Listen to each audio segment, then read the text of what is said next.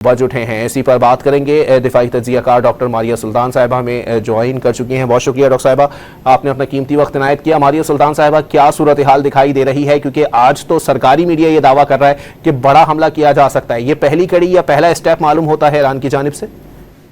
देखिए, ये चीज वाज़ेह हो रही है कि ईरान आहिस्ता आहिस्ता वापस जो है अपनी फॉर्मेशन के अंदर जा रहा है और जो मिलिट्री तौर पर उनके पास चीजें थी वो उनको इस्तेमाल कर रहे हैं। अगर तो ईरान कामयाब होता है और जिस तरह नजर आ रहा है कि वो अपनी सलाहियत रखता है कि वो इसको बड़ी तेजी से इसका जवाब दे, तो ज़ाहिर है इजराइल के लिए एक बहुत बड़ा चैलेंज बनेगा और शायद इजराइल इसके लिए तैयार नहीं है, क्योंकि उनका ख्याल था कि अगर वो मिलिट्री लीडरशिप को गुजार देंगे या उनको निकाल देंगे तो शायद ईरान के पास ये ताकत की सकत नहीं होगी। लेकिन जो हमें देखने में नजर आ रहा है वो यही है कि ईरान जो है बैक ऑन इट्स फीट और उम्मीद है कि इससे जो है कम से कम इजराइल को कुछ सबक आएगा और उनको ये बात पता चलेगी कि इतना आसान नहीं है कि आप किसी भी मुल्क पे हमला करें और कोई जवाब ना आए। लेकिन मारिया साहिबा, अब डोनाल्ड ट्रंप की जानिब से भी स्टेटमेंट सामने आया है और उन्होंने कहा कि उनका रशियन सदर से राब्ता हुआ है और अब ये जंग जो है वो बंद हो जानी चाहिए। लेकिन वहीं मसूद पज़ेश्कियान साहब ने भी वाज़ेह तौर पर कहा है कि किसी भी नामाकूल किस्म के जो है वो मुतालबे को तस्लीम नहीं किया जाएगा और जब तक ये हमले जारी रहेंगे हम मुज़ाकरात की मेज़ पर नहीं बैठ सकते। ये किस जानिब इशारा कर रहा है? देखिए, बात दरअसल ये है कि जैसे हमने भी देखा कि जब आप वापस रद्द अमल देते हैं तो तब एकदम जो है अमेरिका भी और बाकी इदारे भी कहते हैं कि जी जंग रोक दी जाए। लेकिन जाहिर है इसका फैसला ईरान ने करना है, क्योंकि जिस तरह इजराइल की कोशिश कर रहा है कि ईरान के पास ये सकत ना हो कि वो दोबारा किसी भी किस्म की कोई जंग लड़ सके, तो इसी तरह ईरान की हक बजानिब है कि वो कम से कम ऐसे टारगेट्स को एंगेज करे जिससे जो ईरान के खिलाफ जो चीजें इस्तेमाल हो रही हैं वो इतनी आसानी से इस्तेमाल ना हो सके। तो मारिया साहिबा, आगे मुज़ाकरात का कोई इम्कान जो है वो आपको दिखाई दे रहा है? क्योंकि अब तो आलमी रहनुमाओं की जानिब से कोशिशों में तेजी आती जा रही है।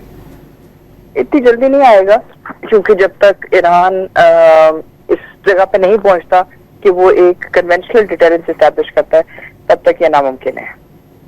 तो मारिया साहिबा, फिर ये सूरत हाल क्या होगी? क्योंकि इसराइल की जानिब से भी अब फ़िज़ाई हमले जो हैं वो दोबारा शुरू कर दिए गए हैं, उनकी फ़ौज की जानिब से भी वाज़ेह तौर पर कहा जा रहा है, तो ये तो नुकसान बढ़ता जा रहा है। और अगर जो है वो मवाजना कर लिया जाए तो इतना जो है वो ईरान के रॉकेटों से हमले के नतीजे में जो है वो उनका नुकसान नहीं हुआ जितना ईरान का खुद का नुकसान हुआ है इसराइली हमले से। देखिए, आप बिल्कुल दुरुस्त कह रहे हैं, लेकिन मसला दरअसल ये है कि अगर ईरान कोई जवाब नहीं देता तो फिर ये सूरत हाल सिर्फ इस पर नहीं रुकेगी।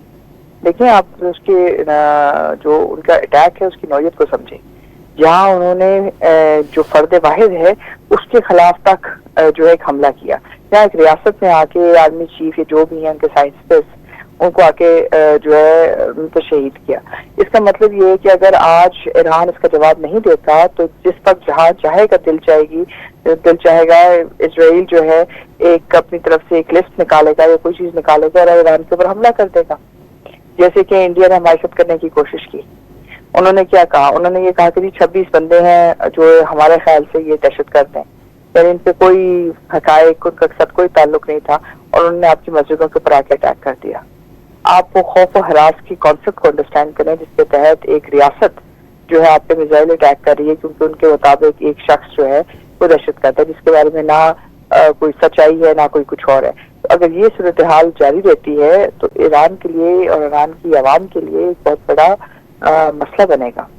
और ये अगर इसकी इजाजत दे देते हैं बगैर इसके कि इजराइल को कोई नुकसान पहुंचाए, तो डिटरेंस का जो फेलियर है, जो कन्वेंशनल डिटरेंस का फेलियर है, वो ईरान के लिए मतलब एक ये इसी तरह की एक्सटेंडेड गाजा बन जाएगा। अब आप मुझे बताएं कि अगर एक्सटेंडेड गाजा बन जाए तो ईरान के लिए कैसी सूरत हाल होगी। लेकिन मारिया साहिबा, आप ये भी बताएं कि इसराइल की जानिब से जो इतने सारे महाज एक साथ खोल दिए गए हैं कि पहले जी गजा, उसके बाद लबनान, उसके बाद सीरिया, उसके बाद अब जो है वो जाहिर सी बात है ईरान भी कोई छोटा मुल्क तो नहीं है, इतने बड़े जो है वो ताकत की आंखों में आंखें डाल के बात करने वाला मुल्क है और उसके ऊपर जो है वो हमला कर दिया जाएगा, तो ये इसराइल के लिए खुद कितना नुकसानदेह होगा मुस्तकबिल करीब के अंदर? देखिए, वो बड़ी होशियारी से चल रहे हैं। उन्होंने इजरायली प्राइम मिनिस्टर ने क्या बयान दिया? उन्होंने कहा हम ईरान के अवाम के साथ नहीं है, हम ईरान की जो रजीम है, ईरान की जो हुकूमत है उसके खिलाफ है। यानी कि ईरान के अंदर वो एक तासुर पैदा करना चाहते हैं कि वो रजीम चेंज आए, यानी कि अंदरूनी तौर के ऊपर ये अटैक्स करके जो ईरान की हुकूमत है اس کو جو ہے غیر مستحکم کرنا چاہتے ہیں. ایران کی جو آرمی ہے اس کی جو ڈومیسٹک کریڈیبلٹی اس کو ختم کرنا چاہتے ہیں. دیکھیے اصل مسئلہ یہ ہے کہ جس وقت آپ پہ حملہ ہوتا ہے تو سب سے بڑا اگر آپ دیکھیں انڈیا پاکستان کی صورت حال میں کیا تھا. پہلے دن جو ہے لوگ کیا کہہ رہے تھے آپ کو, یہی کہہ رہے تھے کہ جی دیکھیں میزائل اٹیک ہوا, میزائل پہنچے کیسے, کیا ہو گیا کیا نہیں ہو گیا. سو اصل بات یہ ہے کہ جب آپ کی کریڈیبلٹی آف ڈیفینس ختم ہو جاتی ہے تو کریڈیبلٹی آف افینس بہت ضروری ہوتی ہے, تاکہ آپ اس توازن کو واپس اسٹیبلش کریں اور دشمن کو یہ بات باور کروائیں کہ اگر آپ ہمارے پہ حملہ کریں گے تو آپ کر سکتے ہیں, لیکن اس کا جوابی حملہ جو آئے گا اس میں آپ اور آپ کی عوام بھی اس طرح محفوظ نہیں رہیں گے. یہ بہت ضروری ہے کسی بھی ملک کے لیے کہ اگر وہ طاقت کا توازن برقرار رکھنا چاہتے ہیں یا اپنے ملک کے اندر جنگ کے خطرے کو ختم کرنا چاہتے ہیں.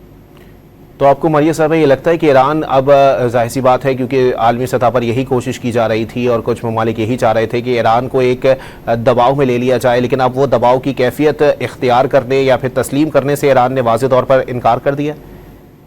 دیکھیں ایران اتنی جلدی نہیں مانے گا. اگر تو وہ سہ سکتے ہیں اسرائیل کا ایک اور اٹیک تو وہ سہیں گے, لیکن وہ اسرائیل کو بھی جو ہے اس کا جو ہے ایک طرح سے اس کا امپیکٹ ان کی طرف لے کے جائیں گے, کیونکہ جو کچھ نقصان ہونا تھا ایران کا وہ تو ناقابل تلافی نقصان ہو چکا ہے. لیکن اس وقت ضروری ہے کہ جو جنگی اہداف انہوں نے اسرائیل کے اندر لینے ہیں وہ اس کو حاصل کریں, کیونکہ اگر وہ حاصل نہیں کرتے ہیں تو پھر یہ جنگ یک طرفہ ہوگی اور اس کا جو نقصان ہے وہ نہ صرف ایران کو بلکہ پورے خطے کو ہوگا. اس لیے اس وقت بہت ضروری ہے کہ ایران جو ہے تھوڑا سا جم کر ایران اسرائیل کو جواب دے, اور اس کے لیے جو کچھ بھی ان کی معاونت کی جا سکتی ہے کرنا ضروری ہے. اب ماریہ صاحبہ یہ بھی بتائیں کہ چلے ٹھیک ہے کہ ایک جانب اسرائیل کے پیچھے کون کھڑا ہے, سب کو معلوم ہے کہ امریکہ ہے, ٹھیک ہے, لیکن اگر ایران کی بات کی جائے تو ایران کے حوالے سے بھی کہا جاتا تھا کہ چائنا سے تعلقات بہت اچھے ہیں, روس سے تعلقات بہت اچھے ہیں, لیکن گزشتہ روز بھی جو ہے وہ یہ بات واضح ہو چکی تھی کہ ایران نے اپنی جنگ جو ہے وہ اکیلے لڑنی ہے, معاونت کرنے کوئی نہیں آئے گا, یکجہتی کا اظہار ہر کوئی کر دے گا. تو یہ صورتحال واقعی دیکھیں اس میں کچھ چیزیں دیکھنے کی ضرورت ہے, اس سے کچھ سبق حاصل کرنے کی ضرورت ہے. پہلی بات تو یہ ہے کہ معاونت جو ہے آپ کی سب اسی وقت کام کرتی ہے جنگ کے دوران اگر کوئی دفاعی معاہدے ہوں. ایران کے دفاعی معاہدے کس کے ساتھ تھے؟ ہندوستان کے ساتھ. جن کے ساتھ معاہدے تھے ان کے سیریا کے ساتھ. سیریا جو ہے اس وقت ایک نئی رجیم کے نیچے ہے. اسی طرح ان کے جو دفاعی معاہدے ہیں وہ عراق کے ساتھ ہیں. اب عراق جو ہے ہم سب جانتے ہیں ابھی جنگ سے خود نکلا ہے, تو اس لیے, اور اس کے بعد اردن کے ساتھ مطلب لیبنان کے ساتھ, اور لیبنان جو ہے وہ جنگ ہار چکے ہیں ایک طرح سے, ان کے اوپر ایک بہت بڑا اٹیک کیا گیا اسرائیل کی طرف سے. تو یہ ہمیں سمجھنے کی ضرورت ہے کہ اگر ایران کی خارجہ پالیسی زیادہ مؤثر ہوتی اور خطے کے اندر بالخصوص عرب ممالک پاکستان ان کے ساتھ ان کے دفاعی معاہدے ہوتے یا چین یا روس کے ساتھ, تو آج ان کی صورتحال سے مختلف ہوتی. بہرحال اب جو ہو چکا ہے سو ہو چکا ہے. پاکستان نے تو یہ کہا ہے کہ پاکستان ایران کے ساتھ کھڑا ہے, لیکن اس کے ساتھ ساتھ جو اہم بات ہے وہ یہی ہے کہ ہمیں بھی یہ بات سوچنے کی ضرورت ہے کہ اس وقت جو آئندہ آنے والی جنگیں ہیں وہ صرف ایک ملک نہیں لڑے گا, اس کے پیچھے الائنسز ہیں. دیکھیں اسرائیل کا اس وقت الائنس ہے امریکہ کے ساتھ, اسرائیل کا ایک الائنس ہے برطانیہ کے ساتھ, اسرائیل کا ایک الائنس ہے فرانس کے ساتھ, اسرائیل کا ایک الائنس ہے ہندوستان کے ساتھ. یعنی یہ وہ الائنسز ہیں جس کے تحت وہ اپنے آپ کو اپنی ہمت سے زیادہ طاقتور سمجھ رہے. اور وار کے دوران جیسے کہ ابھی انہوں نے ایران کی جو ایمونیشن ڈمپس اڑائے ہیں اس سے کیا چیز آپ کو واضح ہوئی ہے؟ اس سے یہ چیز واضح ہوئی ہے کہ آپ کو پیچھے سے پروڈکشن چاہیے, آپ کو باقی چیزیں چاہیے. تو یہ آپ کی اگر آپ نے پیس ٹائم میں یہ کام کیا ہوتا ہے تو وار ٹائم میں یہ آپ کو مدد کرتے ہیں. اب پاکستان کی جو چائنا کے ساتھ اشتراک تھا وہ بہت ایک دن یا دو دن کا نہیں ہے, آپ کے پیچھے بہت سارے معاہدے ہیں, آپ کے پیچھے بہت سارے الائنسز ہیں. ان اسٹرکچرز کی بنیاد کے اوپر آپ کے پاس ایک ڈفرنٹ کوریلیشن تھا. تو ماریہ صاحبہ یہ اس جنگ کے اندر جو اب جو صورتحال پیدا ہوتی جا رہی ہے اس میں یہ بھی بتائیں کہ یہ جو ایران کے ماتحت کچھ مسلح گروپس بھی کام کرتے تھے جس میں حزب اللہ ہے, حماس ہے, کیا ان کی جانب سے بھی کوئی ایسا جواب دیا جا سکتا ہے یا پھر اسرائیل کو جو ہے وہ صحیح معنوں میں اس کو وہ صورتحال دکھائی دے سکتی ہے کہ آپ کو لائسنس ٹو کل نہیں دیا گیا ہے کسی بھی ملک کے اندر؟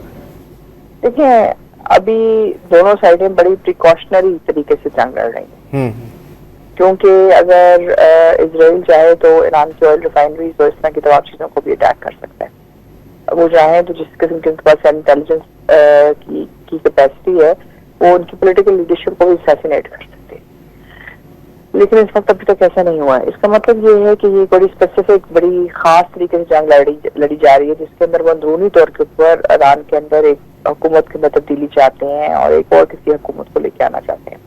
دوسری طرف جو غیر روایتی عناصر ہیں جو ایران کے پاس تھے وہ ابھی تک ایران نے متحرک نہیں کی. اگر ایران کو متحرک کرتا ہے اس کے بعد ان کو کوئی خاص اسپیسیفک ٹاسک دیتا ہے تو اس کا ایک بڑا امپیکٹ آئے گا.